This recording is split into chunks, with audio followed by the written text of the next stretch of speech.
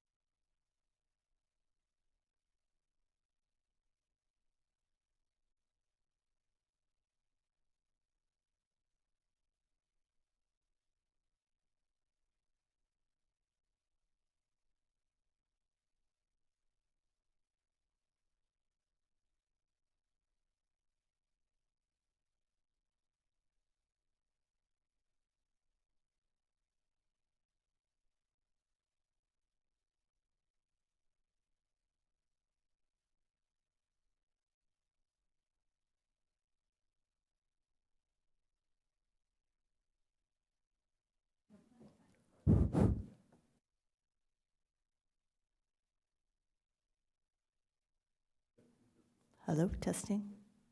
A little more. Hello? Okay, thanks. Testing? Okay, we're here. Good evening. My name is Ari Novi, and this is the Encinitas Environmental Commission meeting. I'd like to call the meeting to order. Can we please have a roll call? Chair Novi, Present? Commissioner O'Connor, Here.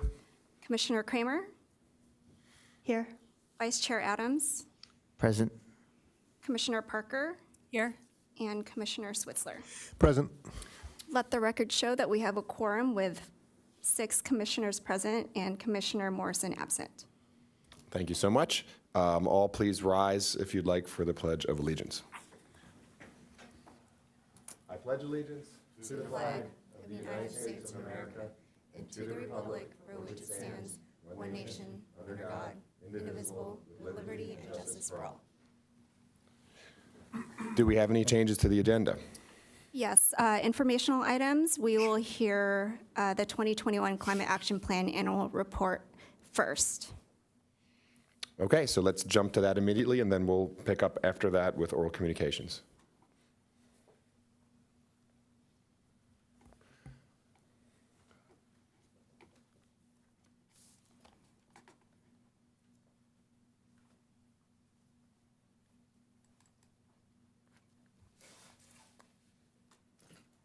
Hello, I'm Itzel Gallardo. I'm the Civic Sparks Fellow with the city, and I'll be presenting on the 2021 Climate Action Plan Annual Report and current CAP implementation and coordination.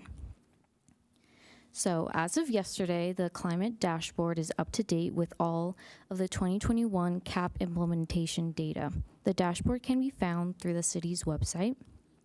The 2021 annual report is almost ready, and when it is, it will be published on the city's website and announced on social media.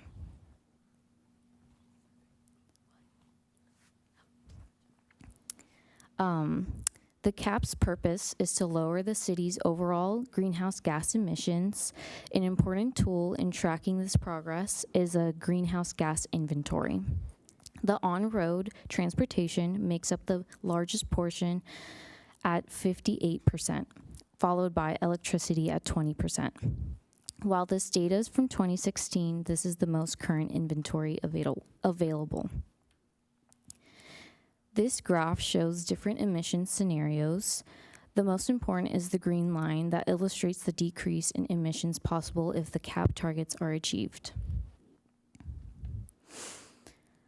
This table shows the status of each CAP measure and its progress on reaching the targets. As of 2021, 13 CAP measures have been completed, 5 are in progress, and 2 are awaiting resources. 60% of the 2020 targets have been achieved, and 27% of 2030 targets have been achieved. So this shows great progress towards lowering overall greenhouse gas emissions. Some 2021 key accomplishments has been the San Diego Community Power has become Encinitas Community Choice Energy Provider. Active transportation infrastructure has grown. A bike share program has been launched, and the Green Building Ordinance has been adopted. So now we'll go more in depth on some of these accomplishments. The Green Building Ordinance passed in October 2021 and went into effect August 2nd, 2022, after gaining approval from the California Energy Commission and California Building Standards Commission. This requires all new construction to be all electric, promoting decarbonization and electrification. Additionally, alterations and additions on residential and commercial buildings that meet the ordinance's requirements must implement energy efficiency measures. While the 4 listed measures have been completed by the ordinance's adoption, reporting on their progress towards their 2030 targets will begin in the 2022 annual report. A major goal of the CAP was to launch a community choice energy program serving 100% renewable energy, and San Diego Community Power helped achieve this. They began service to municipalities on March 2021, then commercial customers on June 2021, and finally residential and solar customers started on April 2022. Encinitas was the only city that voted to have Power 100 as their default choice, which gives which has the energy be 100% renewable.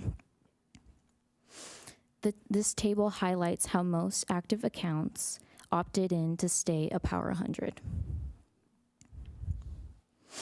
In 2021, the city established a partnership with B-Cycle, which is one of the largest and longest-standing bike share companies in the U.S. Planning and preparation all occurred in 2021, with the official launch in early 2022. Access to these e-bikes are meant to encourage residents and tourists to engage in zero-emissions transportation. The bikes can be rented hourly, or monthly or annual passes can be purchased with discounts available to low-income individuals. Now we'll move on to CAP implementation and coordination. So currently, we're working on the Green Building Ordinance implementation, finishing up the EV charging station master plan, finding other opportunities to install bike and pedestrian facilities, continuing to support the San Diego Community Power, looking at revamping the Green Building Initiative program, maintaining a healthy urban canopy, supporting any other city projects related to the CAP, and finally publishing the 2022 annual report. So this chart gives an overview of how each city department plays a part in implementing the CAP and how they all collaborate to achieve CAP targets.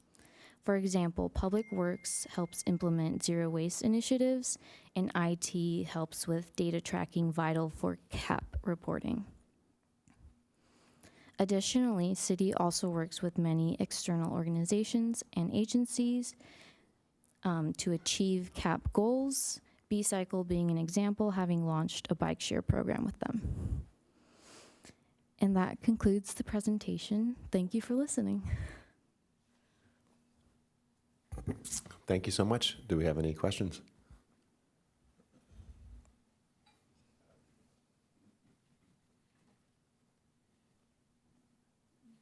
Well, thank you. I think I can maybe speak for everybody and say we think the city's doing a great job with CAP implementation. A lot of big ticket items on there that have really made a difference, and we're really grateful to all the staff, your and the staff's hard work to make all that happen. So thank you so much.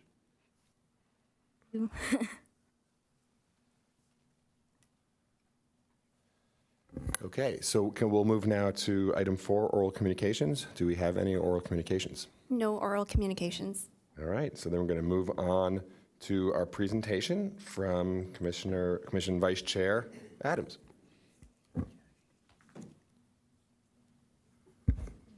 Okay. Very exciting. So as Crystal gets things up, the presentation here, basically I'm going to keep this pretty simple and talk about how solar works and kind of from a high level, the state of the solar industry. I've been in the industry, for those of you who don't know, for about 17 years. I started in New Jersey doing residential solar and went to Hawaii, was there for a long time working with the utility. And then the last 7 years or so, I've been in the distribution side. So that's my exposure in the industry. So a couple of the commissioners actually asked, you know, what you folks wanted to hear about, and it was kind of how solar works. So that's the first thing we'll go into, and let's see if this works. Whoop. Well, the agenda. Let me talk about the agenda first. So we're going to talk about how solar works. We're going to talk about net metering. We're going to talk about SDG&E, and I'll try to keep cool. We'll talk about NEM 3.0. We'll talk about what the duck curve is, and we're going to talk about the utility in general. So, how solar works. So, and this might be something you all already know, but I was actually really shocked a few years ago. Commissioner that's not on the board anymore thought there was like a 20-year payback for solar in California. I'm like, no, that's not. And this was someone on the Environmental Commission for a long time. So because I'm in the industry, think that everybody knows that this is a no-brainer, but not everybody knows. So I appreciate, you know, being able to talk to you folks about this. So solar panels, how they work is sunlight hits the solar panel.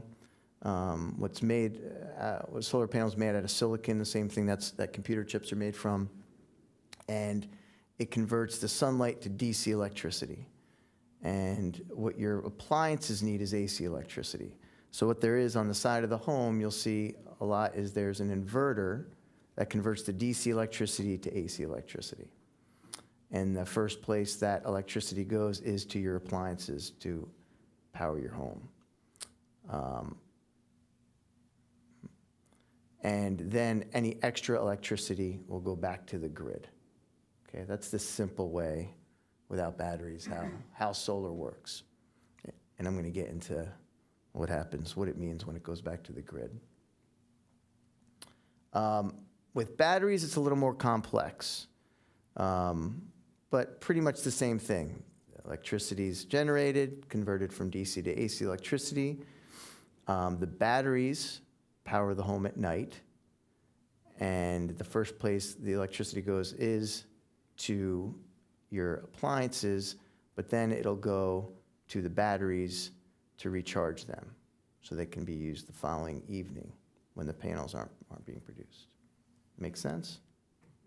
Okay.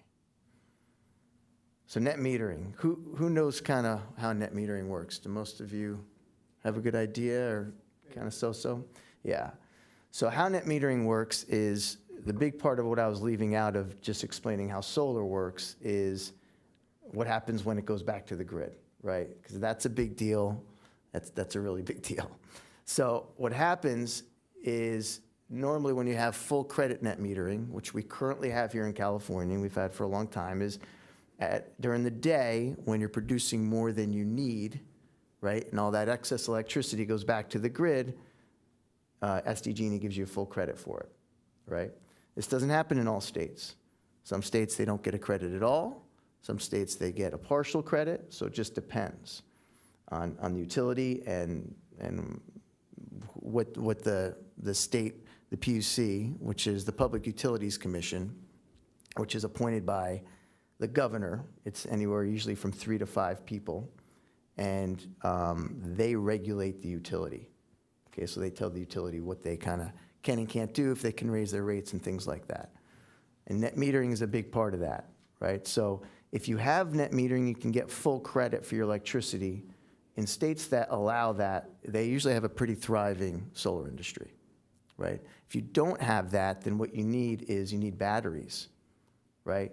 So in Hawaii, where I spent some time, is a great example of this. So Hawaii had net metering, had a thriving industry, and the utility said, hey, we're gonna shut down net metering, and they did in 2016. It's come back in Hawaii. They do have a thriving industry again because batteries have come down significantly in price.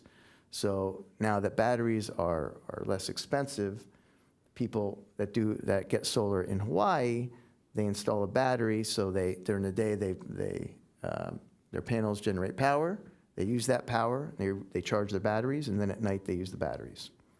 And it's really been in the last 6 years that batteries have been able to do that, where they've been able to power every day, right? It used to be that you only got batteries with solar for backup purposes. So another benefit for batteries is if the power goes out, you can use the solar because you have a battery. If you don't have a battery and you have solar and the power goes out, you won't be able to use the solar. Make sense?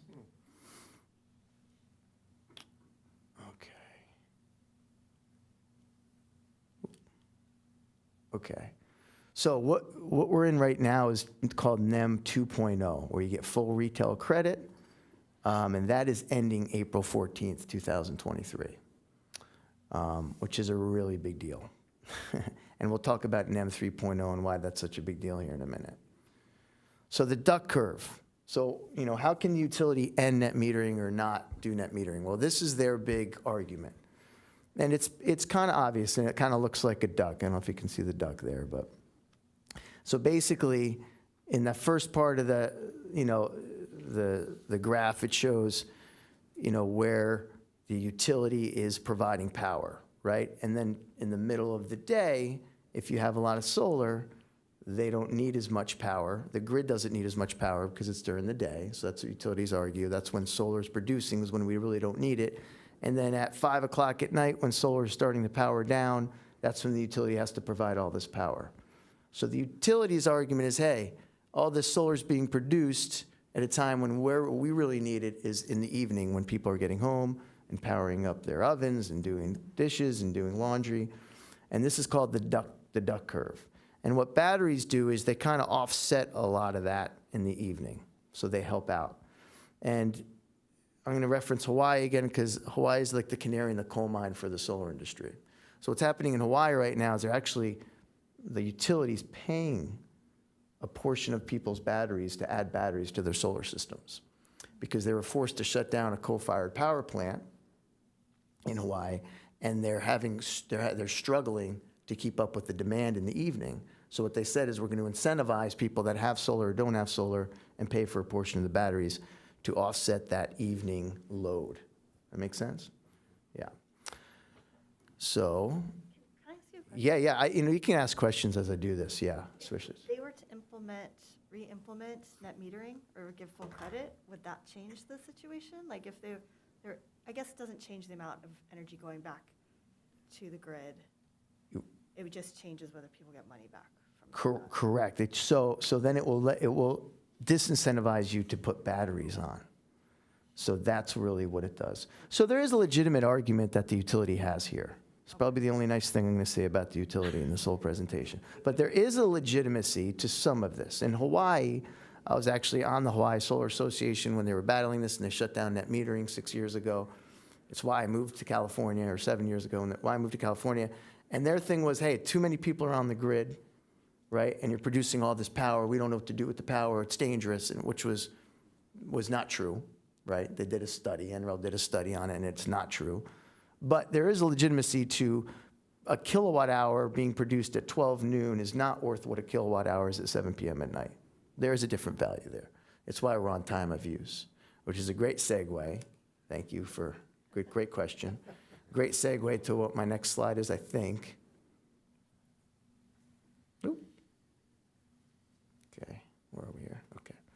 So this is how much we're charged. Now, big thing in the solar industry is what people like to do is they teach you how to read your bill or how much you're charged because they make it so confusing. It's not like gas. We all know what a gallon of gas roughly costs, right? We don't know how much we pay per kilowatt hour, right? And the utility, you know, I'm going to try to be as objective as possible, but it seems like they try to make it as confusing as possible so nobody knows, right? There should be, in my estimation, on the utility bill, showing how much we pay per kilowatt hour and a kind of a common thing.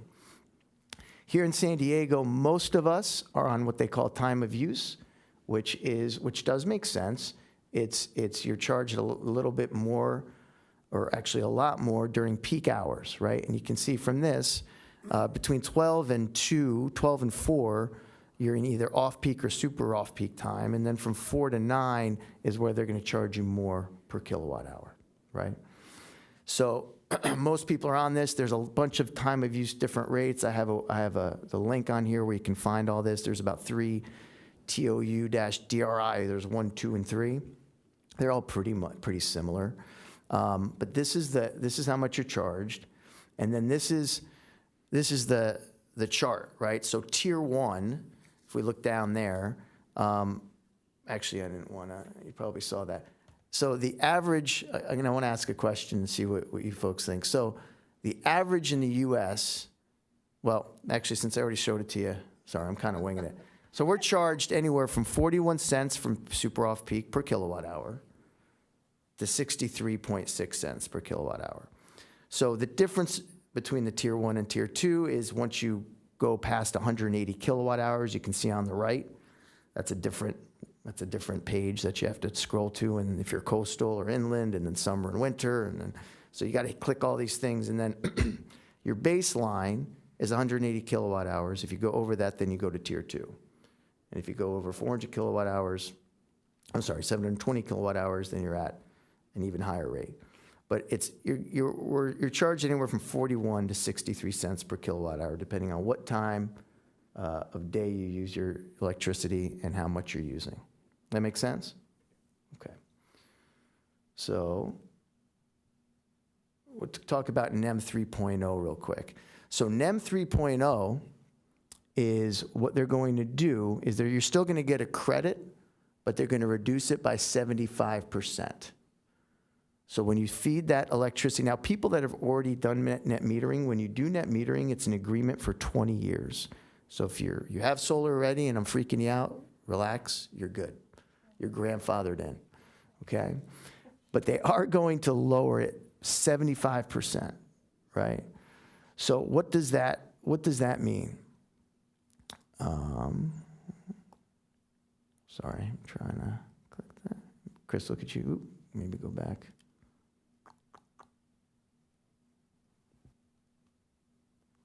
Should I point this in a certain direction?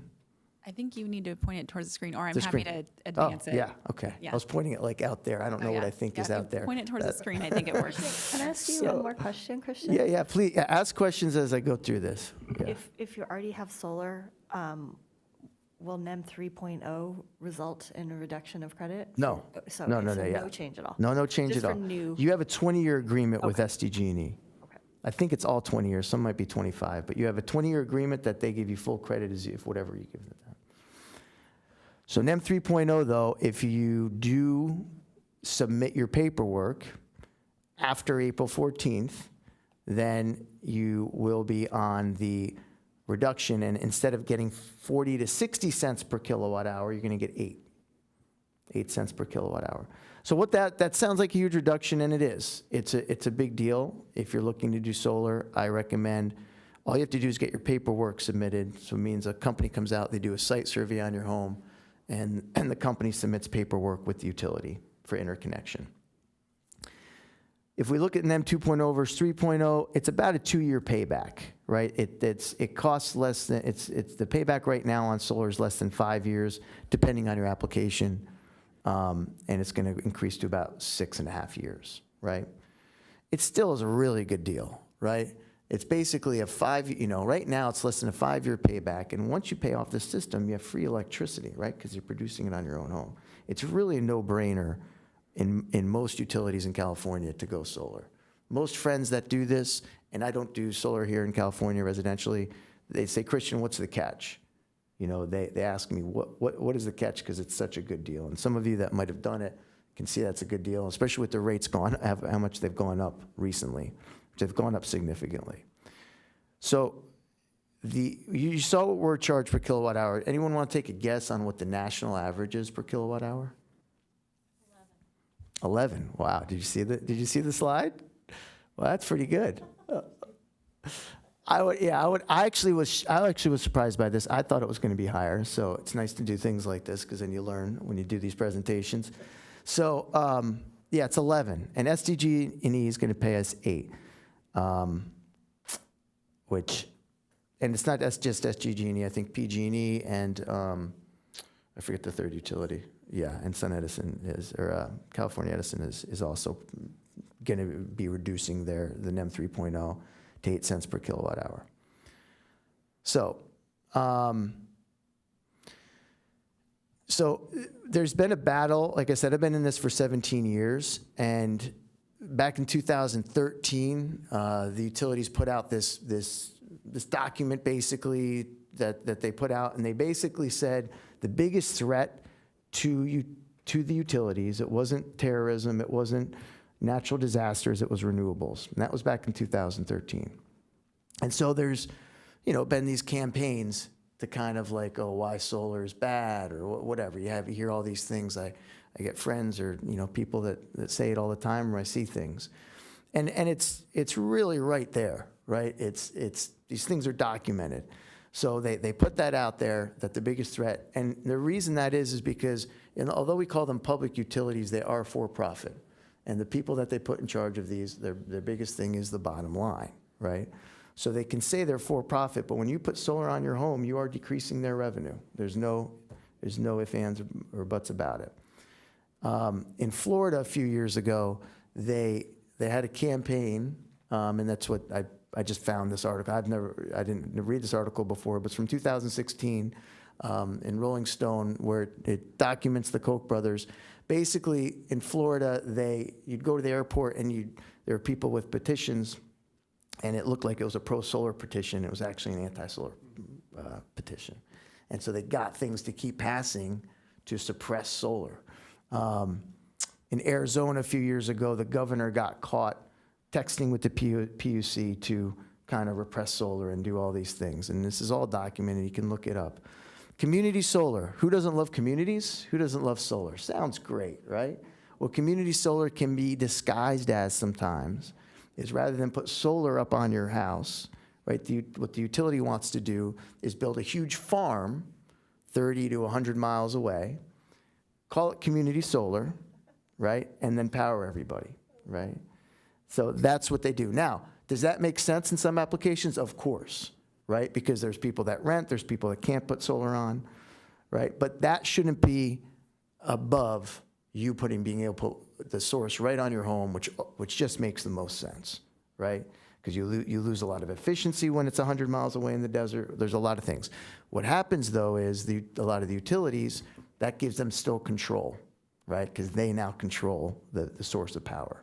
And what really utilities should be doing is they should be interested more in the generation of solar, not not the being able to transmit power, not the generation of it, right? So we heard actually, pretty good timing, a gentleman that just walked in, non-solar customers are subsidizing solar. There's a presentation done, I think about a year ago, from SDG&E, where this was said. And I don't know if you were here, but I got pretty hot about it because it's not true at all. It is not true at all. There's a 30% federal tax credit, right? And non-solar customers are not subsidizing solar. It just, there's no basis to it. It's an argument the utility uses because they're grasping for straws. They're grasping for straws so much so that back in, I believe, 2016, Stephen Chu, who was the former energy secretary, and this is when HECO, which is the utility in Hawaii, when they were shutting down, they were making the argument that there's too much solar on the grid, it's unstable, and what we need to do is shut down net metering, right? And he said, look, you guys need to come up with a better model, a better business plan. But the utilities, they're big, they're slow to move, and so what's happened is other companies, there's large companies, Sunrun and these other big companies are said, hey, we're gonna be the next utility. We're gonna pay for people to put solar on their house, or they're not gonna have to pay. And so basically what Stephen Chu's saying here is, hey, utilities, why don't you do this? Why don't you, the cost of capital for utilities is really inexpensive. So pay for people to be able to put solar on their roof, pay for the system, and then charge them monthly for that, right? That would make the most sense, right? And they're still in charge of the generation. It gives them control, it gives them another revenue stream, but none of them have done it. And companies are doing it, private companies are doing it, public companies are doing it, like I mentioned, and it's working, right? Because if you have access to low capital, because there's a lot of people that can't afford solar, can't afford to get the home equity loan, or don't have the home equity loan or the means to do it. So, so there's just been a lot on this. So when I hear people say, hey, these other people are subsidizing solar, it's just not true. If we look into subsidies, and you compare solar subsidies to oil subsidies, it's not even close. Our taxes subsidize oil 10x of what they subsidize renewables for. The arguments are just ridiculous. So as you get into it, and it's funny because I have not been on this side of it, putting this together, it got my juices going again, and because it's frustrating. It's frustrating that we don't have more solar. I mean, we lead it here in California. California is the #1 state by far. Well, not by far. Hawaii is there too, but it just makes sense from a political standpoint. If you're on the right or left, right, it's a libertarian issue.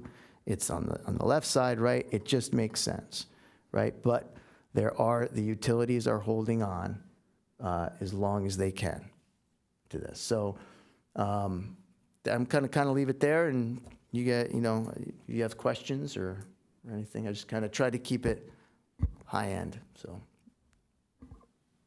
that's all I got. I had one question. So you mentioned earlier that if the grid goes down and you have solar, so even if you're in that period of the duck where you're overproducing, you're saying the system won't work in your house because the grid's down. So if the grid goes down, you don't have if grid goes down, you don't have batteries. Right. You don't. Yeah, you lose power like everybody else. Okay, so the solar won't cover. The solar won't do it. Oh, No. interesting. Okay, I Yeah. didn't know that. And what people, like I mentioned, are doing a lot in Hawaii, and they'll probably be doing this with NEM 3.0. A lot of people here will be adding batteries.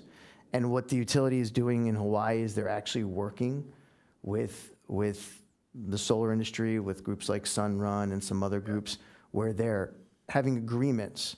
So part of that, they call it a battery bonus program. It's fascinating, is they're at night, they're saying, hey, look, if you put in a battery system, we're going to pay for a portion of that. We're going to give you all these incentives, and we're going to drain your battery from 6 to 8 every night. Or we're going to take the kilowatt hours out of that battery. So these are agreements that they have, and will probably be there in California too, because the utility is going to have the same thing, where Right. if the laws are in place where they can't generate fossil fuel power. They're going to need it from other sources, and they're going to have things like this happen, which is good. It's a good thing. Yeah. Did I answer your question? Yeah, yeah. I had one other comment, too. Do you have a comment first, or should I? Okay. So just on the idea of the energy companies, like, thinking of a new business model, the whole electronification of transportation is, like, right in front of them to grasp. And it seems like they're not pursuing that opportunity as strongly as they could. I mean, out of just blind dumb luck, I upgraded my solar and then ended up with 2 electric cars. And I didn't really plan it that way, it just kind of happened. And then all of a sudden I realized when gas was $6 a gallon, I wasn't having to do any of that. And ExxonMobil and all those companies are making billions, $40 billion profits this year, right? Or something, $100 billion profits in the gas industry. That could be the utilities' profits. Maybe not the same number, but they could take over that whole market if they had a little more, desire to adopt that model. So Agreed. hopefully they will. Not with my breath. Yes. So we've had solar on our house since 2009. So we're going to hit the 20 years. But what happened to us many times is things changed. The amount of money that we got back for solar, that's changed I don't know how many times, especially in the first 5-6 years. And so I'm kind of hoping that things will change in the next 6 years. And so NEM 3, there'll be an NEM 4.0. So that's one thing. So then the next thing I was going to ask was, what can the city do to maximize solar energy? I think they're already doing. I actually talked to a customer where the Cardiff Market's putting it on, but I think the city's pretty good. I haven't looked into it, but they're pretty good about maximizing solar on most of the buildings here. NEM 3.0 really doesn't affect commercial, I believe, but they're electrifying. I know Mayor Blakespeare was really a big proponent of this, and even before her. So I don't know what else the city can do at this point, but it's a good question to look into. I mean, all the buildings should have solar at this point, especially with net metering before it goes away. As far as what's going to happen in the next 6 years, 6 years is an eternity in the solar industry. I see something else where these grid service contracts, like I just talked about, where they'll probably come to you and say, hey, look, if you add batteries, you're going to get X, Y, and Z, right? And it's going to make sense for you in 6 years to, there's going to be some other program because it's going to be that these grid service contracts is probably the future. That's the way Hawaii is going, and that's the way hopefully SDG&E will go too. Yeah, thank you. I'm just curious, what percentage of homes with solar have batteries? Is that a known number? In California, it's very low. I don't know what the percentage is, but it's very low. It's very low because you haven't needed it, and it's going to skyrocket, right? In the next year, after April, anybody that signs up for solar is going to have to do batteries. I mean, they don't have to, but it wouldn't make any sense not to do it. In the current model, adding a battery, a right-sized battery for your home and solar system, how much does that shift the payback period? Well, batteries are still expensive. They're anywhere from $8,000 to $15,000 a pop. But with with these power purchase agreements, which a power purchase agreement is, you don't take any of the tax credits, and there's programs where you don't take any tax credits and pay either a lot less, or you pay a monthly basis. You pay to a company, so they pay for the system. So they make it much more affordable. So the cost does increase it somewhat, but you're also offsetting the nighttime usage, right? And so it's probably about that 6.5 year right now if you did it right, because that's what it is there. So it's about a 6-year payback. So it's going to be a little less than it would be in NEM 3.0 because you're getting the full credits. And my last question is, it feels like one of the scenarios that's not highly, somewhat incentivized to switch to solar would be older rental properties, like a single-family home that's being rented. right? So the cost of electricity is borne completely typically by the renter, and the owner, wouldn't see a benefit from putting that on, especially if they, so are there any efforts statewide or in any other states, to identify these, roofs that are not currently incentivized, and maybe there's other categories I can't think of, and try to find ways to incentivize them? It's a great question, Ari. So we dealing in Hawaii with homeowners and when they have rental properties, and I've talked to them and said, okay, look, your tenant's bill is $500 now. There's none that I know of, but this is what I say. I mean, the ones that are really thinking ahead will, because the bill's $500 now. It was $200 6 years ago. It's going to be $1,500 probably in the next 5 to 10 years. So in 5 to 10 years, if you can still rent out that property and say free electricity, like how the value there is and in Hawaii, they're looking at $1. They're not in time of use right now. They're looking at $1 for the highest time of use rate, right? And SDG rates, I don't know what but they haven't been that high. Like 60 cents is crazy. It's crazy per kilowatt hour. If you talk to me 5 years and talk 60 cents per kilowatt hour, like we are the highest in the country by far, except for Hawaii. Hawaii is close. Hawaii is in the upper 40s as well. But so I think to your question, no, there's not anything, and then that is a tricky one. But people that are thinking and know how much per kilowatt hour, like they're charging, and then the value of that over the long term, and that's what I think a lot of the good companies try to do is like, look, you're beholden to this utility that is going to increase the rates. Right. It's coming. When what you're doing really with solar is you're fixing your cost, right? You're either paying upfront or getting someone else to pay that, and then you're fixing the cost of your electricity, right? Which is really important for people that are older, fixed incomes, things like that. But yeah, good question. And every situation is different, but we save more on our bill than we're paying to pay for the solar. So it's like when the sun comes up, it's paying for the system. I'm not paying for it. So if you were to actually do the math, it makes you got to pay for it up front, but it actually pays for itself as you go along. So. Yeah. And then the other question on the battery. So I was going to get a battery with my system, and they really talked us out of it with net metering. They said it doesn't make sense unless you have a medical need for power and things like that. It's not. It would have doubled the cost of a system, like from 20 grand to 40, to put the 2 batteries in. But they also said if you want to add it later, you can always come back and do it. So. And batteries are complicated. It is pretty new. Battery is new, like 3-4 years ago. It wasn't as robust as it is now. So it's complicated, more complicated to install. So a lot of the installers will say don't do it because you got to program, right? It's a lot more complicated than putting just roof panels on a roof. So it depends on what you're looking at. If you want a battery for backup, it isn't as far as the dollar-to-dollar cost. Yeah, in California, and MT 2.0 probably doesn't make total sense. But it's also, when there's that ice storm in Texas a couple of years ago, there are articles about people that had batteries, and the whole neighborhood was going and charging their phones at their house, right? Because even the people that you couldn't get gas because the things were frozen. Right. So, it's really a subjective view of how you kind of look at it. One last statement in favor. I've had solar for years, and I've always got credits to the good. Kind of frugal at night with my electric use. I have an electric car, electric bike, and I love just thinking when I'm cruising around town, the sun has powered me to get wherever I need to go. So I recommend it. Nice. I love it, Mark. Anybody else? Yeah, I just wanted to give props to Community Choice Energy too. Yes. That's getting like the rental properties on 100% renewables. So we're in a good situation here, at least in Encinitas. Maybe more Community Choice Energy across the country is a way to get that. Totally. Yep.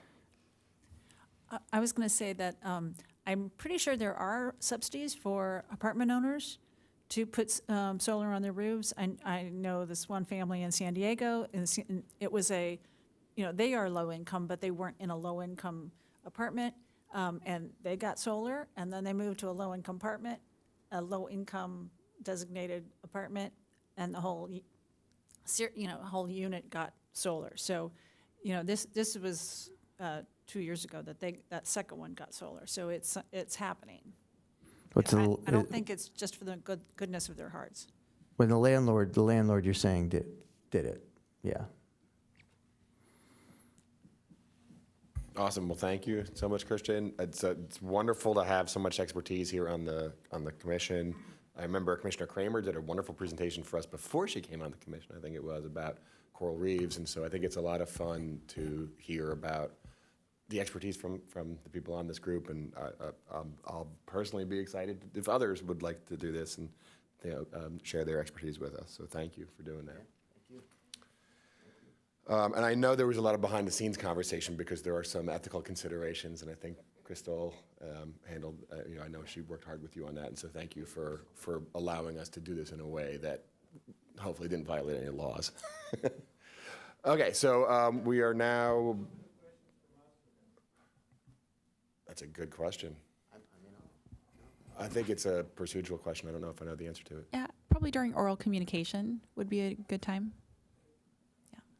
Well, we have already had oral communication. Oh, did you? We'd have to Oh, go shoot. back to it.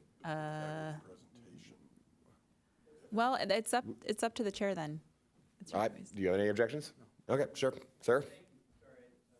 But you have to speak into the microphone. It's for posterity. So, do you have a sense how close we are to having cars that seamlessly integrate with a power system? So basically, if you have an electric car, that is your battery. Instead of having to buy an additional, you don't have a sense, or? Yeah, the cars are not made that way right now. I believe it's only the Ford F-150 Yeah. that has the bidirectional Right. charging. So, but we are getting closer since, the Ford F-150. Yeah. So It's that's, gonna happen. So that's something encouraging, so you don't have to buy 2 batteries, right? If you have a nice big battery in your car, Right. that can be your battery. I'd say I Right. wouldn't wait on that, though. Well- I'd say I don't think it's around the corner or anytime soon. I think it's going to be a little bit, but I'm not an engineer. Well, so no, the F-150, you have to buy their charger. Yeah. But I was just reading an article on it. It said it can power your house for like 7 days, whereas Yeah. a typical battery is like a 2-day thing. So Yeah. the car Yeah. batteries are actually more powerful than the house ones. Yeah. So I think it's probably coming, maybe, 5 years down. Well, it's already there now if you want to buy an F-150. But Yeah, and there's actually a San Diego company called Nuve that is doing something like that, with school buses, where they're using their electric school buses, and then at the end of the day, when the buses don't need the power anymore, that power is going into the buses, and then in the super off-peak, that's when they charge their buses. And,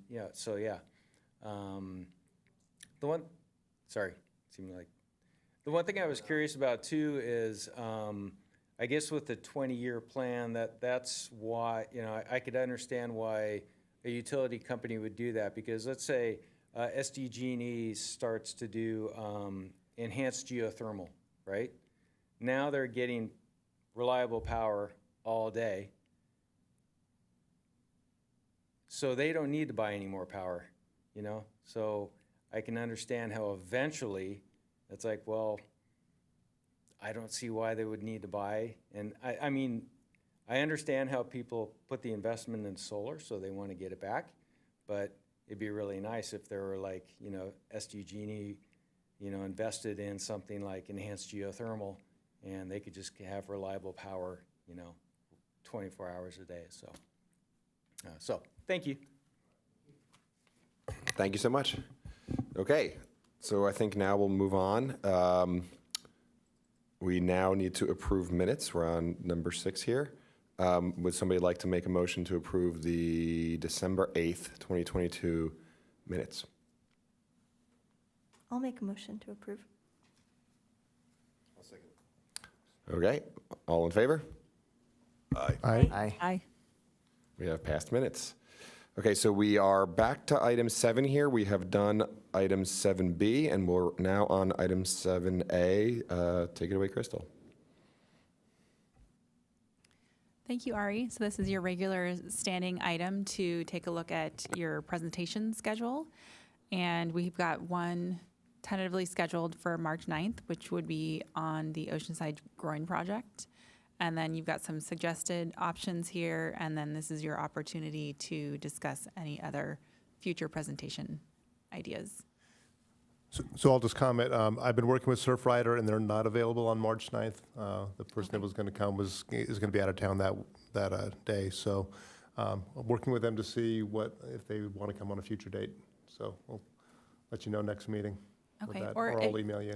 One option too is maybe in addition to Surfrider, you could reach out to the city of Oceanside to see if they're interested in giving a presentation. Yeah, they did come out last May, I think.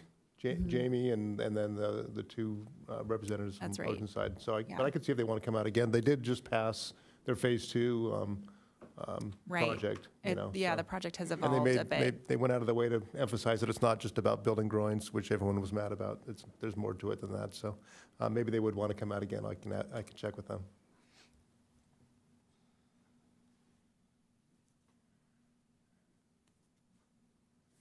So just one thing I wanted to bring up, which is procedural and not about specifics, is Crystal asked some really good questions, and Crystal, please tell me if I get this wrong, for how presentation scheduling is being handled in some of the other commissions, and learned that many of the other commissions, if not all of them, actually have standing subcommittees that do this, so that we don't have to spend time, so that they don't have to spend time in the main meeting. And then also, it takes on a little, as I understood it from I think some of the other staff who support those commissions, said it takes on a little bit more of a group dynamic, of what we want to hear, and, even with some rules and things like that, more so than kind of the individual way we've been doing it. So I think there's an opportunity for us to consider. We probably couldn't do this today. We'd have to put it on an agenda for a future meeting, but the establishment of a subcommittee, whose membership could rotate each year, or whatever, that says, okay, we're going to take on, putting together a schedule and then proposing that every once in a while, not at every meeting, but every once in a while, at the main commission meeting, and then getting that approved, and then kind of moving forward that way. And that would be distinct for the outside speakers that would not govern when we ask for informational items or presentations from staff, for example. So I think we could very quickly maybe just, ask if there's enough interest in that to put it on a future agenda so that we could formally discuss it, and then vote to create it. That sounds reasonable. Sounds like a good idea.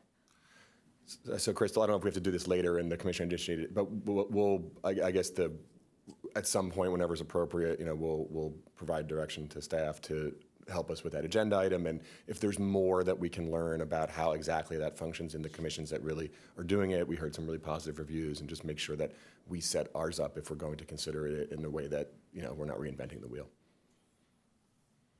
Yeah, that sounds good. And thank you for finding out about that and Yeah. helping us create process No improvements. worries. Okay, any other discussion on presentations? So we don't have anyone for next month? And that's okay, we're not required. Yeah, but I was just going to maybe, Commissioner Kramer, you had waste recycling on there? Is that you?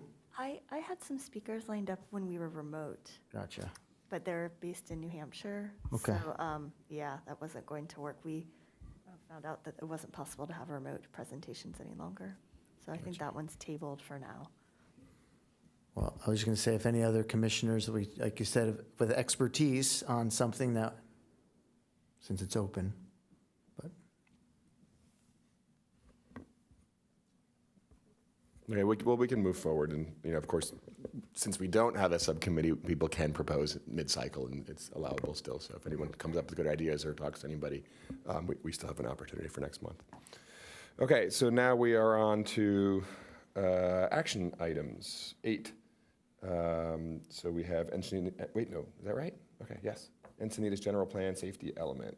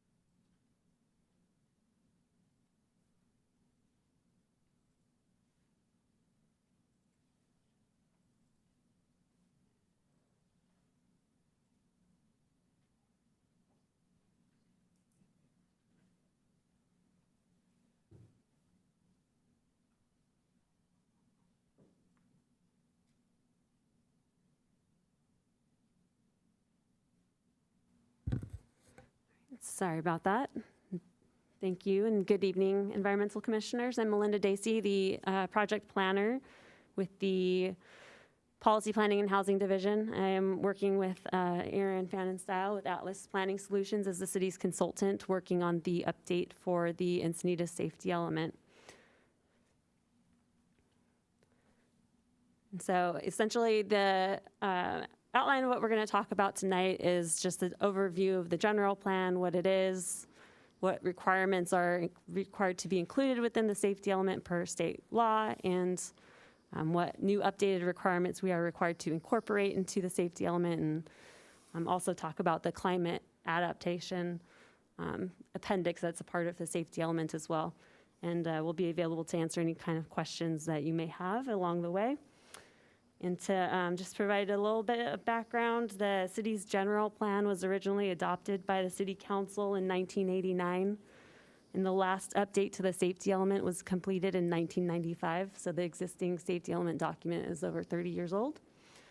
And with that, I just wanted to turn it over to Aaron, and he can continue on with that presentation.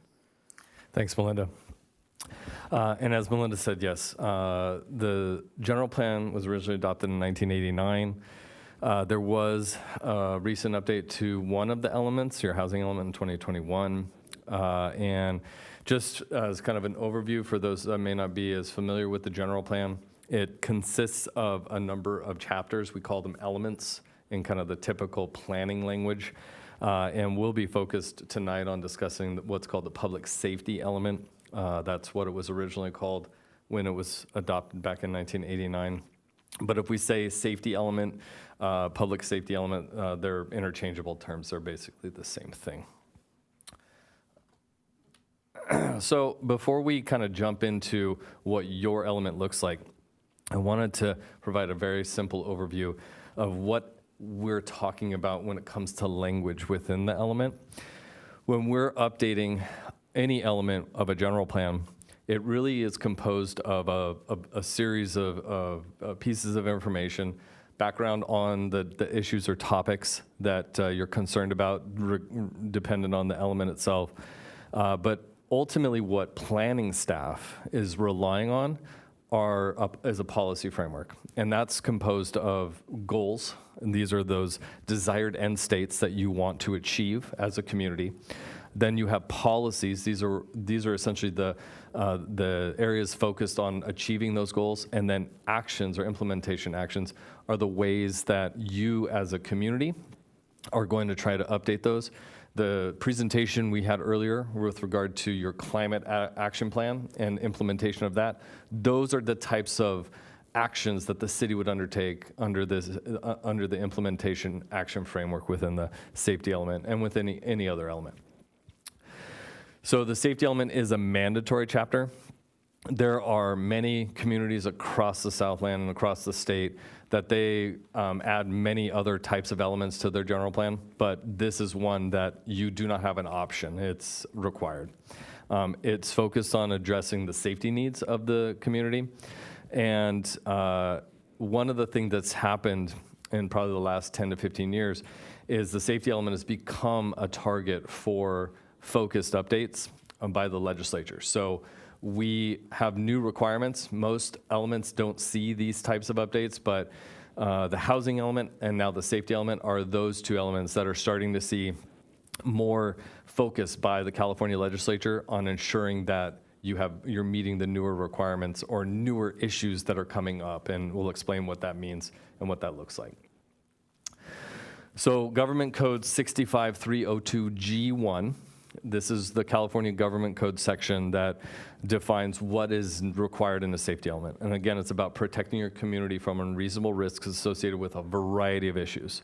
One of the main ones is geologic and seismic hazards, so things like earthquake faults, seismic shaking, liquefaction, ground failure, and subsidence. Those are kind of the five key geologic or seismic hazards that we would address. And you can see some pictures here. The map on the right are the areas within the city where you have liquefaction potential. You can see the car in that lower shot. That's actually liquefaction. That's a car that was swallowed during one of the earthquakes that happened in New Zealand a few years back. You can also see some failure along a roadway. That actually happened up in Washington area. And then just superficial slope failures that you probably see and are fairly common within the community, especially since that's a picture from Encinitas. Another big issue is flooding. And then a lot of times when we talk about flooding, we also talk about things like dam inundation, sea level rise, tsunami and seiche are flooding type events. Tsunamis and seiche are actually seismically triggered most of the time. And then, of course, slope instability. A lot of times mudslides and landslides are actually occurring because of precipitation, because of water. So, and you can see a variety. A couple of those pictures are from Encinitas, and a couple are from the house with the boulders is actually from the mudslides that happened a few years back in Montecito. And then the landslide in the lower picture, that's actually a fairly famous landslide in a community called La Conchita along the 101 freeway in Ventura County.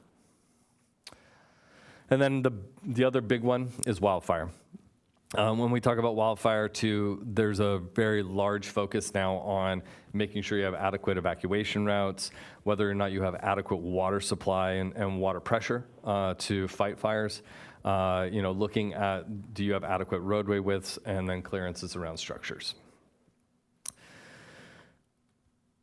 And while those are the issues that we're dealing with, that we want to address in the safety element, there's a reason why we're talking about the safety element. It's really because, like I had mentioned, the legislature has adopted a number of assembly bills and Senate bills that are triggering many of the safety element updates that are occurring now. Back in 2014, Senate Bill 1241 went into effect. This is where any community that has a state responsibility area, so basically all of the counties in the state except for 2, and then any of the cities that have a local responsibility area, which Encinitas does, and also has what's known as a very high fire hazard severity zone. You now have to do coordination with CAL FIRE staff, and you have to have your element reviewed and approved by the California Board of Forestry. And so that came into effect in 2014. Then in 2017, SB 379 went into effect, and this is now where the legislature said, we want you to look at climate change and how it could exacerbate the hazard conditions within your community. So it's not about a climate action plan as much as you already have a wildfire hazard. What is climate change potentially doing with regard to wildfire? And then in 2019, Senate Bill 99 was put into effect, and this is focused on where do you have locations within your community that have a single ingress-egress condition. So where do you have cul-de-sacs? Where do you have one-way roads that are leading in and out of a community, and where that could cause constraints to evacuation? And then Senate Bill 1035, it actually was adopted in 2018 and went into effect. It doesn't really require anything new of the safety element. All it's doing is now tying the safety element to the housing element. Up until this point, a lot of these changes to the California Government Code didn't really have a trigger saying that you need to now update your safety element until Senate Bill 1035 went into effect, because they finally said, let's make sure that these safety element updates are actually happening, and the only way to do that is to attach it to something we know is already happening on a regular cycle, which is your housing element. The only other thing you see on the slide is what's called Assembly Bill 2140. That went into effect in 2006, and that was the legislature's attempt at making sure if you have a local hazard mitigation plan within your community that you integrate that plan into your safety element. It's more of a carrot, less of a stick, and what they're trying to do is help communities by incentivizing that there is a potential reduction in disaster assistance through the California Disaster Assistance Act. So it's really more of a way to incentivize reducing the cost to emergency response through that particular Assembly Bill adoption. So now when we look at the specific update requirements and the focus, we are just going to kind of highlight things. When it came to the climate adaptation piece under Senate Bill 379, we rewrote or actually wrote a new goal to help the community be prepared for future climate-related impacts. Where we know these are the greatest concerns is really with regard to flooding, wildfire, and extreme heat or drought. And then we also are helping or trying to look at how do we help those that are vulnerable, and so these would be households in poverty, persons experiencing homelessness, and those that are chronically ill. Those are going to be the most vulnerable populations within the community that hopefully, our policies will start to help. We went through and prepared a climate vulnerability assessment as part of this project.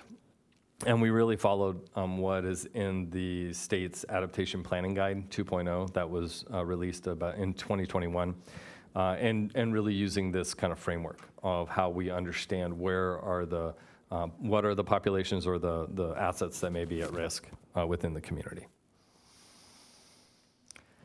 Here are some of the outputs relying on CalAdapt, the state's climate adaptation portal.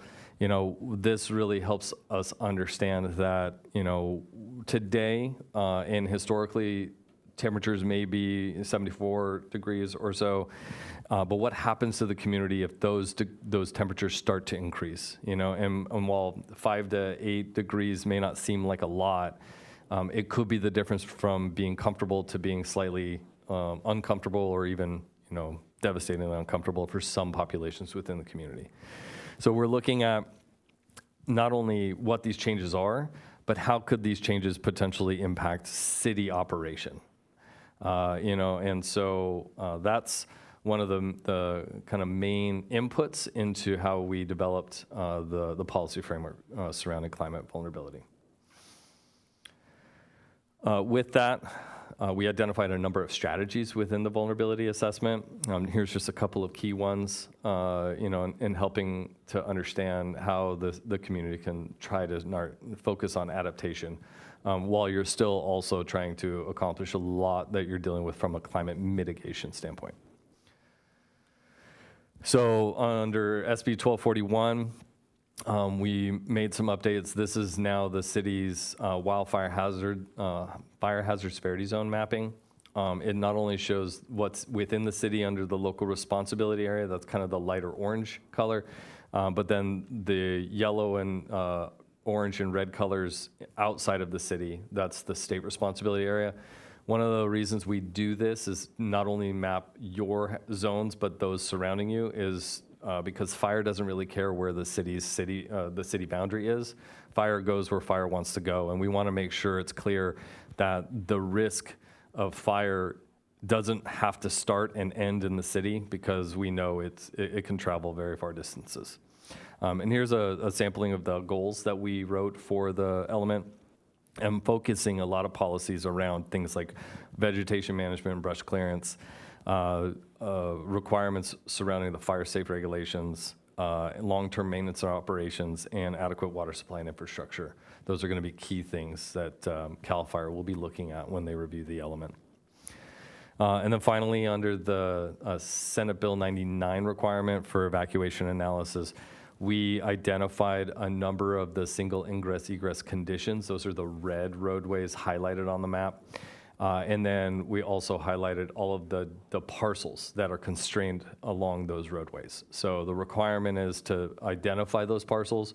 What we're trying to do is highlight those areas where you have a larger number of parcels accessing those roadways. The threshold that we're typically using is 30 parcels that are accessing one of these single ingress-egress conditions. And then finally, here's just an overview of the goal, policy, and implementation actions. We tried to keep this streamlined and really not derail a lot of the great work that's already happening within the city. So this was really intended to just hopefully reinforce everything that Crystal's team is already doing right now. I think that's our last slide. Oh, final thing. So the process as of right now, we went through a public review period that ended last month. We've started the CAL FIRE review process. We've actually worked with them on some feedback that they provided us, and we're looking to hopefully get the element in front of the Board of Forestry next month for their approval before it comes back down to Planning Commission, City Council for final adoption. And we're here tonight as an opportunity, one of the additional opportunities for outreach and engagement. We did have a community meeting just in the room across the hall here. And we had, I think it was about 3 or 4 members of the public that joined us, roughly? Two members of the public that joined us. So, so I think I think we've got 2 members here too, so that's great. Consistency, it's good. Anything else? Just, yeah, our contact, we're happy to answer any questions, clarify anything, and happy to chat. I have one quick question. With all the stuff going on in Turkey and Syria right now with the earthquake, was there, I didn't see much in this plan that addressed earthquakes specifically. Is that a subset of one of the other things like evacuation or? So there is a geologic seismic hazards. We are addressing earthquake. The Turkey-Syria earthquake conditions are a little different than they are here, although the type of fault that caused that earthquake is actually the same type of fault that the San Andreas fault is. When we talk about earthquake hazards or seismic hazards, we're looking at a couple of things. Whether or not you have what's considered an active fault. The state of California defines an active fault as anything that's had surface rupture in the last 13,000 years. In the grand scheme of things, and I'm actually a geologist by education and training prior to actually becoming an urban planner, that's actually extremely young. It's like, you know, a drop in the bucket of geologic time, 13,000 years. Potentially active faults are anywhere from 13,000 to about, I think it's 2.4 million, 2.8 million. I can't remember the exact time frame. So you do not have any active faults mapped within the city. So seismic or fault rupture is not a concern that we needed to identify. You do have some active faults that are close by. So seismic shaking is really the bigger issue. The beauty is we also live in a state that has not only adopted the Uniform Building Code, but has modified it for seismic conditions that we're dealing with. The California Building Code is addressing most of your seismic hazards from a building perspective.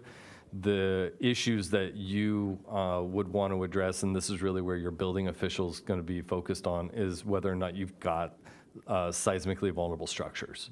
And so we do have some policies in there trying to address seismic vulnerability, but part of it is really just kind of understanding the conditions within the community and what that risk is. So the nice thing is we're definitely a step ahead.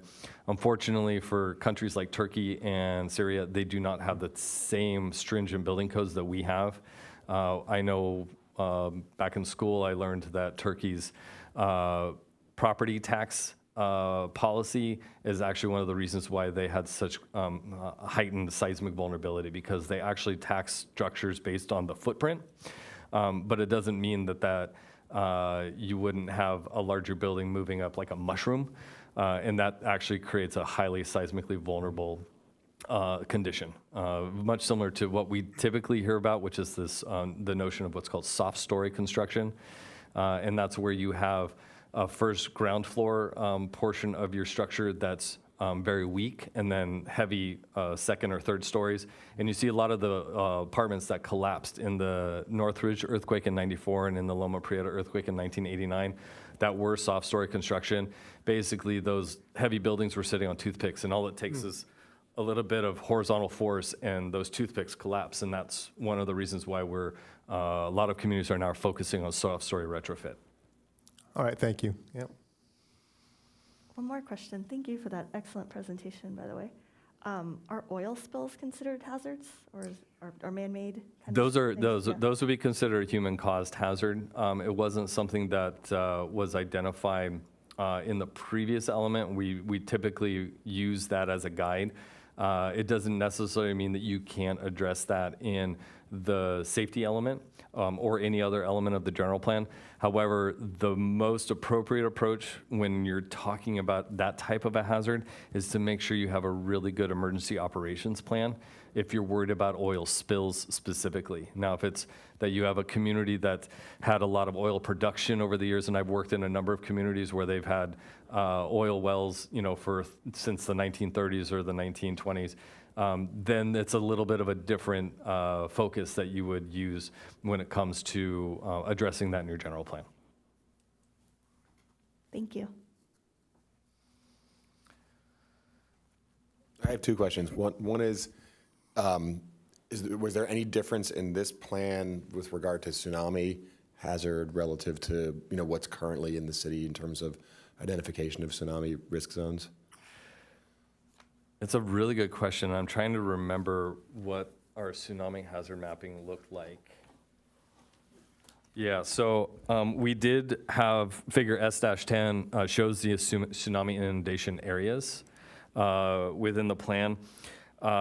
One of the things that the state has done is they've actually updated a lot of the tsunami mapping in the last couple of years. So we're relying on the latest information. And this is obviously a lot better than, any general plans that have been done in the last, since that haven't been updated in probably the last 5 to 10 years. I'm asking because I'm curious if there will be any major public education changes as a result of any of those updates. So a lot of that public education is either coming out of California Geologic Survey, but as a state agency, they have obviously limited resources. Most communities that have found success when it comes to tsunami education, it's really about being done locally, usually through your emergency preparedness activities and any of the kind of outreach that you may be doing surrounding emergency preparedness. Okay, I have another question. This is a loaded question, but you might not know how it's loaded. In communities that have zoos or aquaria or other kinds of living animal collections, are those considered special facilities in this kind of an assessment? They can be. Usually when we're working in a community doing their hazard mitigation plan, we'll talk through what are those facilities you would be most concerned about, and that would most likely be high up on the list. Whether or not it's owned by the city versus it being a private facility, we would have conversations surrounding that. But that, again, is probably something that you want to address in your emergency operations plan, especially if there is an evacuation concern or having to relocate those animals that if they're under duress or maybe under risk or threat of being either inundated or affected by a potential hazard. So here's where I make it a loaded question. So should the same logic be extended to a botanic garden, which does exist within the boundaries of the city of Encinitas and possesses a living plant collection, though not a living animal collection? That would be up to the botanic garden on on how they would want to address kind of emergency response needs. If it's owned by the city, then it should be incorporated into city documents like the EOP. They could definitely do something like that. But if it's a private facility, then private facilities would have to, prepare their own types of evacuation plans or emergency management planning around that. So the Botanic Garden of the city of Encinitas is partially on leased land owned by the city of Encinitas and partially on leased land owned by the county of San Diego. So should it be present in this document in one form or another? In the safety element, the policies are really focused on overall community safety. That would be more of a project-specific need. I would probably defer to city management on how to address something like that. Is there any way for, I should reveal at this point that I'm the CEO of the Botanic Garden. Is there any way through this back and forth, this public comment period here, where I could ask a note, be put into the appropriate city office to ask that question, given that there is a nationally, in fact, internationally significant living plant collection partially upon city land, in this community, and a botanic garden is a unique kind of an institution like a zoo or an aquarium that is not present in most communities.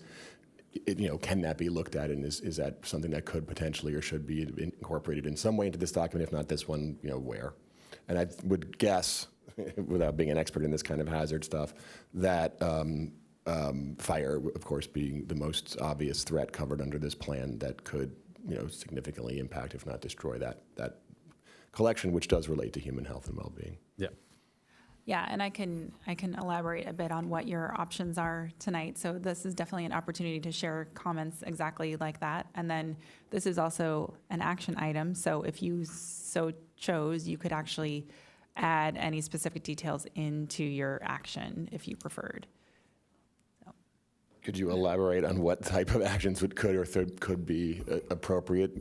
Yeah, in so, line of questioning? so if you wanted formally for the Botanic Garden to be evaluated as appropriate as part of the element, then you could make that request as part of the action item, or as part of your recommendation that you take action on. How does the commission feel? Is that a little too self-serving, or is that appropriate given our community?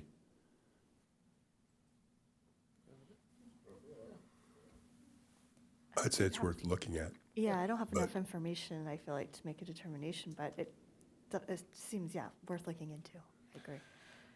Okay, so, all right. Anybody, well, let me, thank you for answering all those questions. Sorry to bring this up, but it's not something I've thought about before, but it's an interesting opportunity given this unique situation. Before we go there, does anybody have any other questions or comments about this? Yeah, thank you for your presentation, insightful stuff. Just wondering, is there vulnerable, what comes to mind is that gas leak that happened in LA County, talking about the utility before, are there vulnerabilities within the utility or certain, infrastructures that are addressed in this? So the vulnerability assessment looked at a variety of data sets and information and inputs. Utility infrastructure was part of that. Oftentimes, when we do this type of work, though, we're not mapping that kind of infrastructure, just because it can be a little bit sensitive and tricky. But we do look at, where some of that infrastructure is located and how proximity to that could be a concern. This, again, it's in the world that I live in. I kind of live on a spectrum of hazards and tools that we use to address hazards. The safety element is the broadest tool, and it's the tool that's looking out the furthest in time. So it's meant to be overly, not overly general, but general. It's why we call it a general plan. And it's not, and it's going to look at a longer time frame, like 10 to 20 years. Whereas something like a local hazard mitigation plan, emergency operations plan, those are going to look at a much shorter time frame, anywhere between 1 to 5 years, and they're going to be much more specific. The hazard mitigation planning process is really one of the best locations for you to start looking at these vulnerabilities from an infrastructure risk standpoint of where that infrastructure is located and where your vulnerability is and that interaction. And your emergency operations plan is going to be the best location for what are you going to do to respond to an incident like that. Those are going to be the two better tools to really focus in on the vulnerabilities. And when we look at the climate vulnerability side of things, again, we're using a similar methodology to the kind of the hazard mitigation planning process, but we're more focused on climate change and how it could exacerbate some of these issues. So it's hard for us at a general plan level to have like a policy or an implementation action focused on something specific like a gas leak like that. It's a lot easier for us to look at what are some of the utility operators and utility systems within the city and coordinate with the owners of those on potential improvements to reduce risk to the community, if that makes sense. Yeah, I mean, I'm just thinking from a layman's non-expert, the natural disasters happen, but it's the infrastructure, right? Mm-hmm. Whether it's levees, right? Or the utility saying, oh, well, we didn't update that because of whatever, right? It's that type of stuff exasperates and sometimes is more harmful. And so that's why I was wondering, do we look at the vulnerabilities, like what could be old, and are those entities that own that infrastructure working with us? Yeah, and one of the other issues that we also run into a lot is the nature of the cascading effect of an earthquake can trigger rupture, which then can trigger a fire, which, and so we're trying to build in policies that are trying to address those individual conditions as much as we can, knowing that the effective implementation of them actually will have a cumulative positive effect, right? It's going to reduce the vulnerability to a seismic hazard, which then reduces the vulnerability to a pipe breakage, which then could reduce the vulnerability to the fire hazard. So, this kind of compounding effect that we try to build into how we structure the policy framework.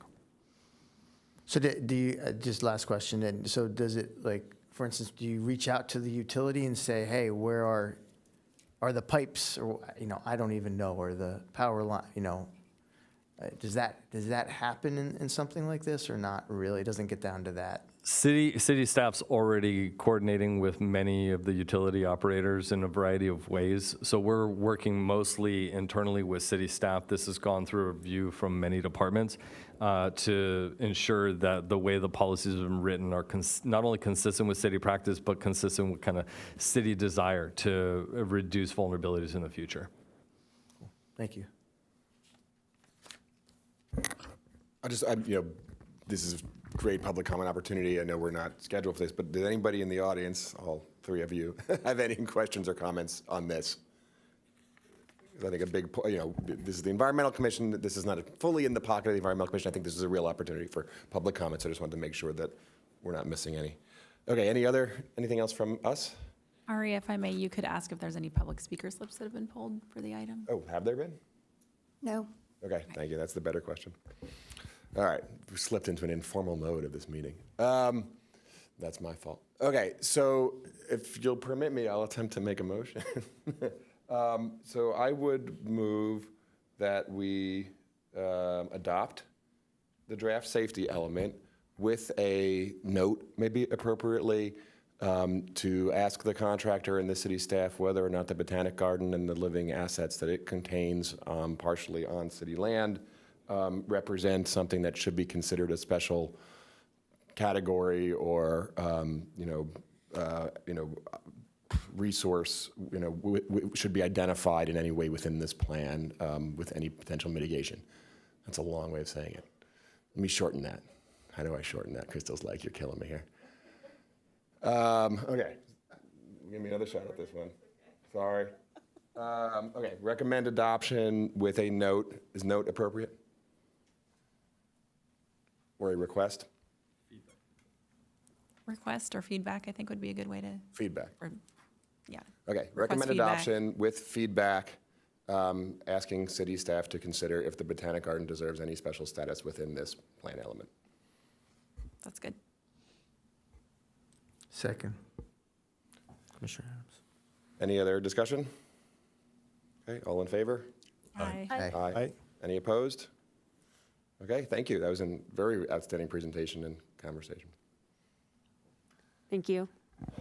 Okay, we're now on to 8B, Environmental Commission Work Plan. Crystal.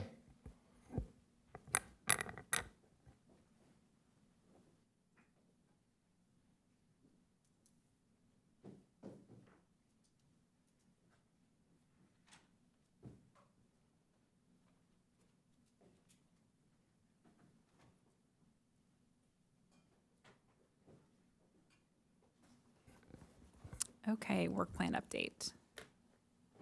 Oops, hold on.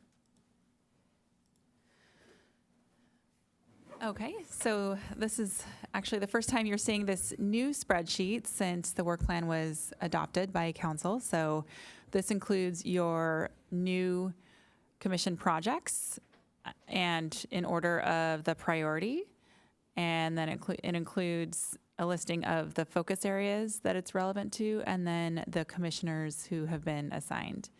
If you'll recall, at the meeting, the Environmental Commission meeting where you approved this work plan, there were a few commissioners absent. So this is also an opportunity if you'd like to recommend any modifications to the commissioners assigned column as well.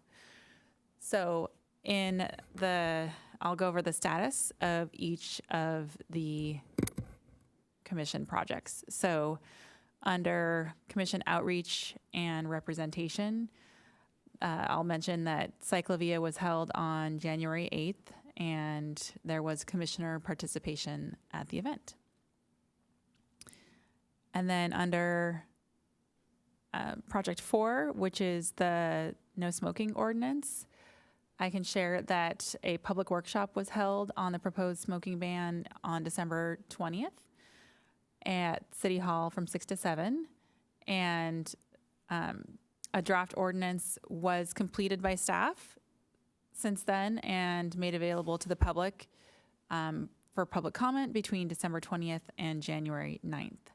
Since then, comments were evaluated and some modifications were made to the final draft ordinance, and that's going to council for consideration on February 15th. The next project is number 5, which is the general plan safety element and associated climate vulnerability study. So you just heard from the staff person regarding that item tonight and voted on that action. So I'll update that for the next meeting. And then the next project is project number 7, which is the 5-year climate action plan. That should say update. I'll revise that. So the 5-year CAP update was kicked off, and that was with a meeting on January 11th. That was an internal staff meeting with the consultant that was selected.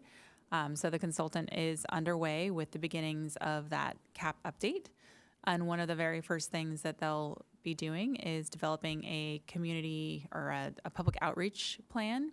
And part of that public outreach plan will be how we'll involve the Environmental Commission with the update. So I'll be sharing that at future meetings once that plan is developed. My assumption is that there will be several check-in points with the commission to get feedback from you. As an option, you could also establish a subcommittee that could take a deeper dive into the update and be a little more involved in the process. So more to come on that, but it has started. So if you have any questions, you can definitely feel free to individually reach out to me with, especially if you're one of the commissioners that is on that, assigned to that project.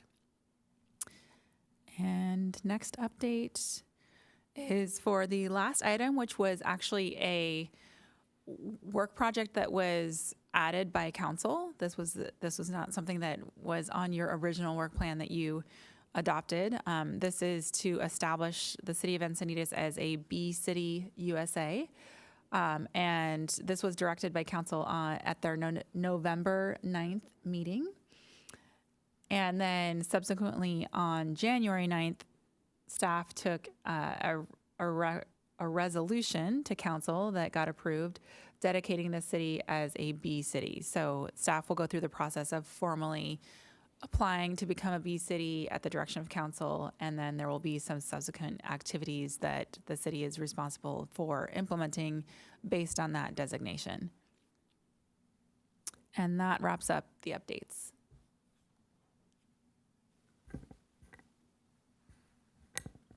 Thank you. I'm just curious, was there an agenda item at a city council meeting relating to moving the native plant ordinance forward? I feel like I remember that happening. I feel like I remember that happening as well. I'm looking for it, but I can't find it. But I think it was directing city staff to begin a process that could eventually result in an ordinance. Something like that. I can do the research and follow up with you on that. But I think we should include that if we can. Yes, and the update. Yeah, I can definitely. Okay, I feel like it happened at the same meeting where either the B City was approved or the follow-up. It might have been, yeah. There's another staff person assigned to that project, so my apologies for not having that. No problem. It's a lot to keep track of. Yeah, I'll make a note. So I think one of the things we need to do here is certainly open up for any commissioners to, assign. It has to be assigned to any of these, especially considering not everybody was present at the meeting where that was possible. So I guess I'll ask, does anybody want to be on any of these items that they're not on already, or want to be removed from an item that they are on? I have a couple I would like to be re-added onto or added onto. And I guess I'll just list those and we can make a decision together. The first one is a native plant policy. I think I was on that one before and I got dropped off of it with the revamp of the work plan. And then do you mind scrolling down, Crystal? Thank you. Number 4, maybe? Yes, so that's right, thank you. Or, yep, definitely the no smoking ordinance. I was on that one before. I think it was called something else. I think it was the waste reduction, or it's maybe plastic pollution, which is now no longer on there. And then if you can scroll down to the second page, please, Crystal. Oh, I'd also like, I'm interested in being on the CAP one as well. And then my last comment is with the zero. Which number is that? Sorry. Sorry, I think that was 7. 7. 7, yeah. Katie, you can just give me, I'm just trying to capture it and Yeah. help Crystal. I'm Which ready. just give me the numbers that you wanted to be on that you're not on. Okay, sorry, I didn't write them down. I got 3 and 4. Okay, I think it's 3, 4, and 7. Okay. Yeah, 3, 4, 7. And then my last comment is for the zero waste. I think that was number 12, maybe? It's on the second page. Yeah, that comment is, it seems like we might need to reincorporate the plastic reduction. So maybe that could be under zero waste. So instead of just saying education here, maybe we could add zero waste, implementation and education or something like that, because there still are many other efforts underway to reduce waste in the form of plastic pollution. I don't know how people feel about that, what the best way is to kind of reincorporate that into our active items. So I might suggest, so unfortunately, this work plan has been approved by council, so we can't change the projects themselves, but I think informally, you could definitely incorporate that. I think there's enough of a nexus that you could still do that as part of that project. Okay, sounds good.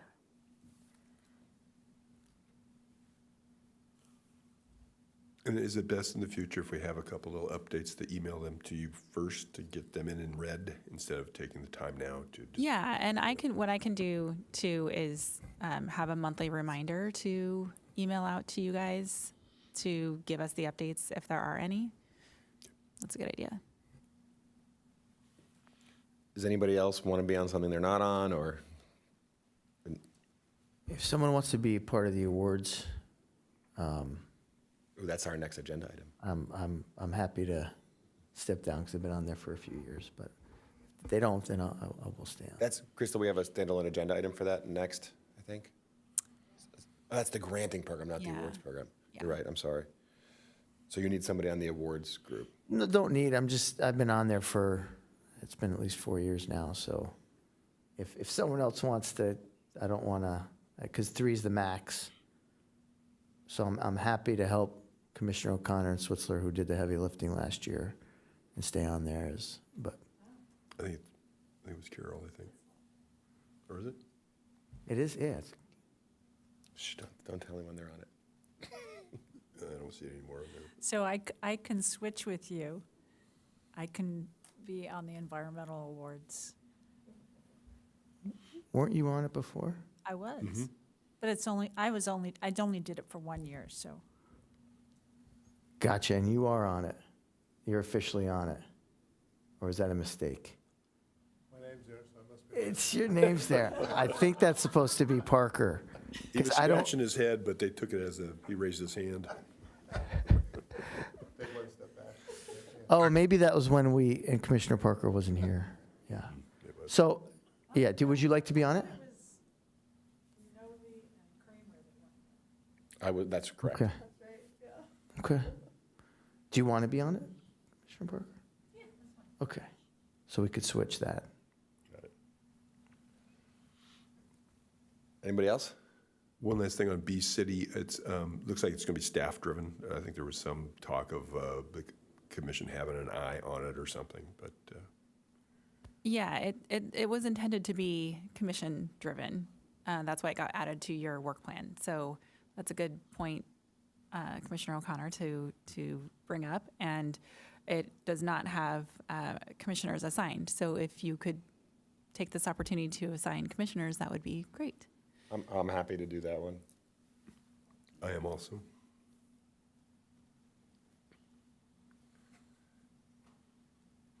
Any others? Sure, I'd like to be on it too. Right. And since I'm leaving the other one, you can add me to number 12.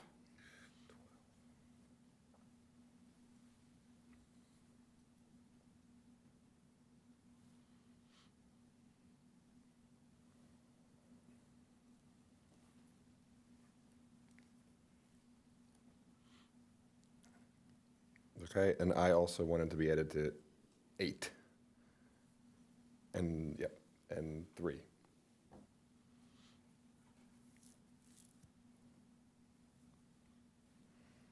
Can you scroll again? I was just curious. Yeah.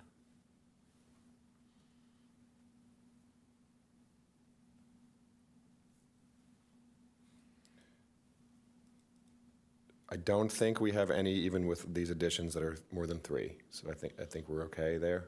I think so. I've been trying to track it. Any others? I think we have 4 people on number 12 now. 12, zero waste. I have, Christian wanted to be added, so that would be 3.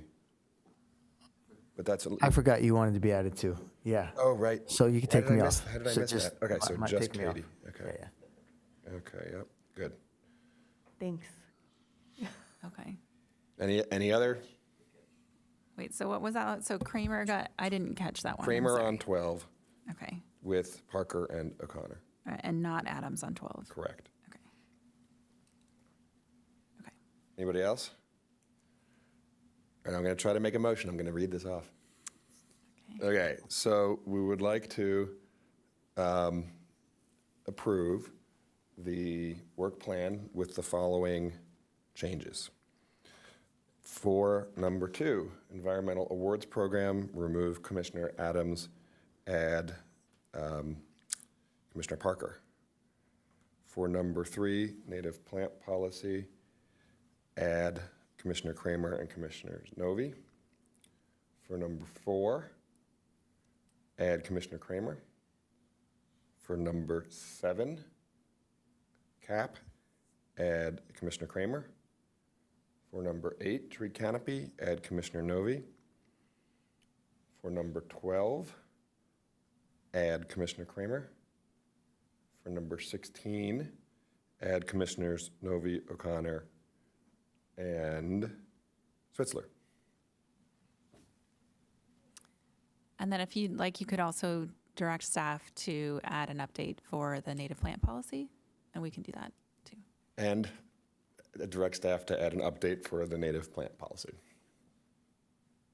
And this might be the time to mention to request a presentation from city staff on the IPM development and update. I forgot to mention. Not that as a before. part of this action. Yeah, I But think we'll it's- get there. Yeah, Sorry, I At the got bottom. the step wrong. Yeah, that comes later. you've got an opportunity though. You won't miss it.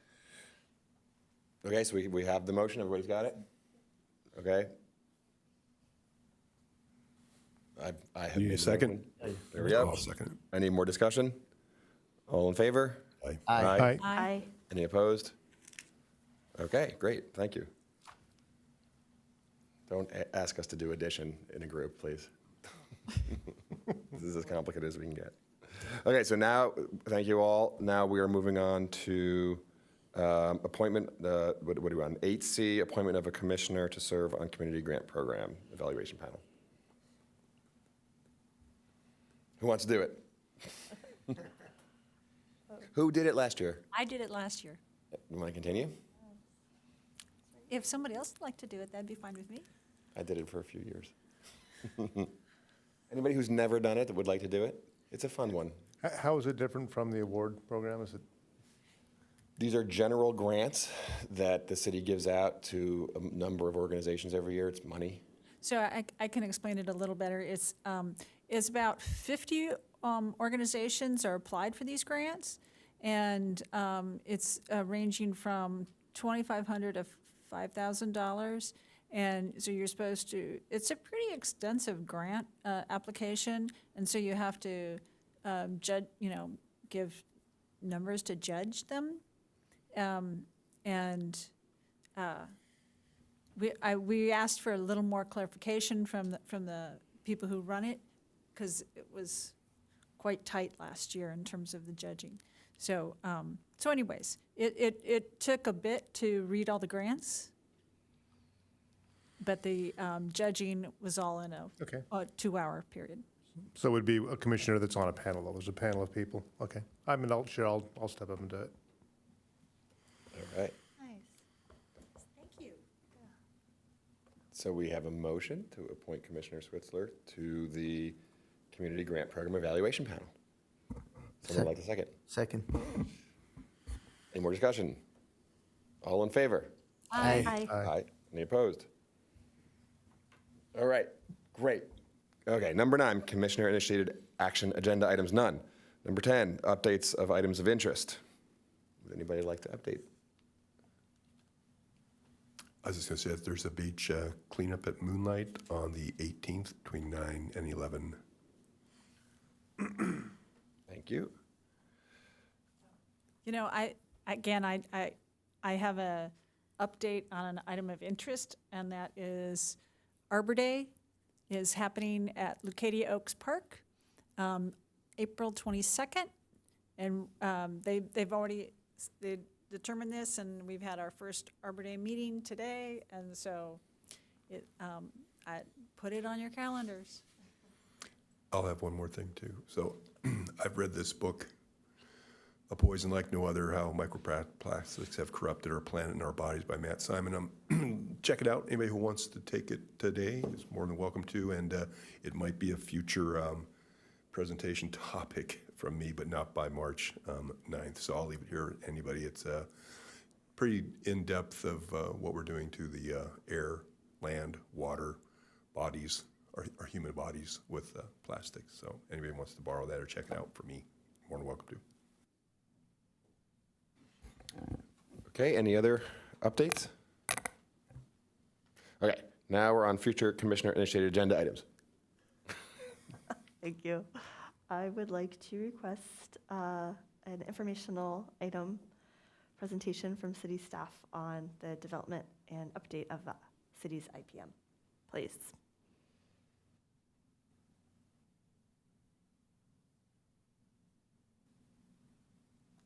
Or does it just take a second?